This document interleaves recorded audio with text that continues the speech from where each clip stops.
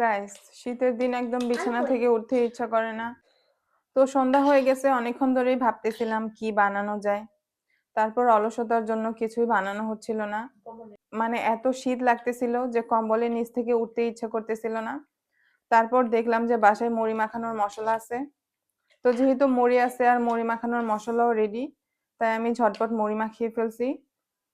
তো মুড়িটা হচ্ছে আমি বেশ হেলদি স্টাইলেই মাখাইছি, মুড়িতে গাজর দিয়ে ভরায় ফেলছি।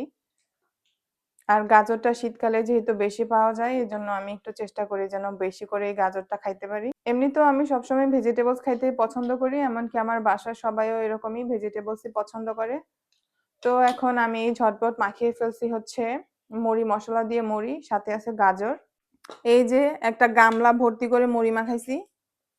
তো সবাই মিলে এখানে বসে খাচ্ছে, সাথে আমিও খাচ্ছি। তো আমি চামচ না নিয়ে এই যে কিনেছি, দেখেন। এইটার কার অঞ্চলে কোন অঞ্চলে কি নামে ডাকেন অবশ্যই কমেন্ট করবেন। আমরা তো এটাকে বেলচা বলি। তো এখন আমি বেলচা দিয়ে মুড়ি খাওয়া শুরু করব। বিসমিল্লাহ।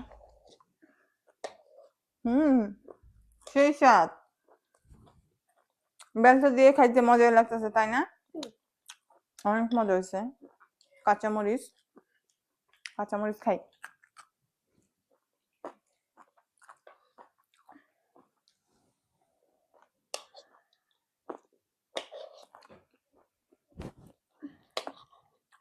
আর মুড়িটা একটু ড্যাম হয়ে গেছে, তাই না?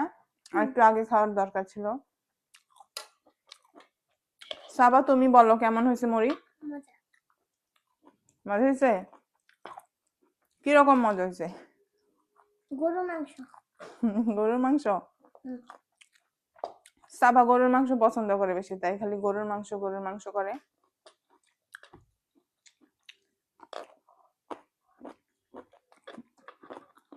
আমি খালি আলু পছন্দ। গাজর দেওয়াতে বেশি মজা লাগতেছে, তাই না?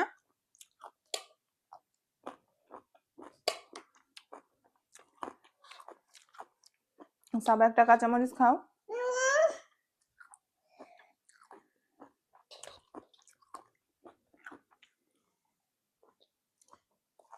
এই যে বড় একটা কাঁচামরিচ নিছি, এখন এটা পুরাটাই আমি খাবো। এই যে সাথে নিছি পেঁয়াজ। আমি জানি না কেন কাঁচা পেঁয়াজ আমার কাছে এত মজা লাগে।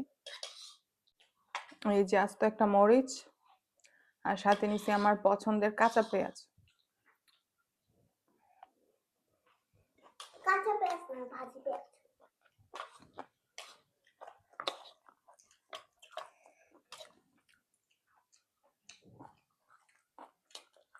আমারটার মধ্যে একটু গাজর এনে দেবে লোকেরে।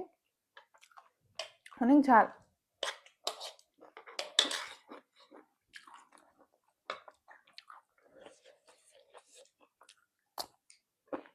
কাঁচামরিচটা অনেক ঝাল ছিল, ছোট মরিচের ঝাল বেশি। তো ওই জন্য বারবার গাজর খেতেছি, ঝাল কমতেছে না।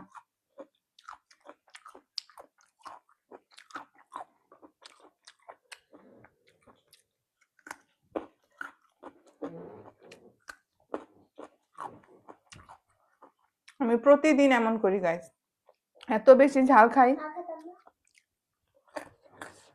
তারপর বলি যে কালকে থেকে ঝাল খাওয়া বাদ, তারপর আবার ঝাল খাইতে থাকি।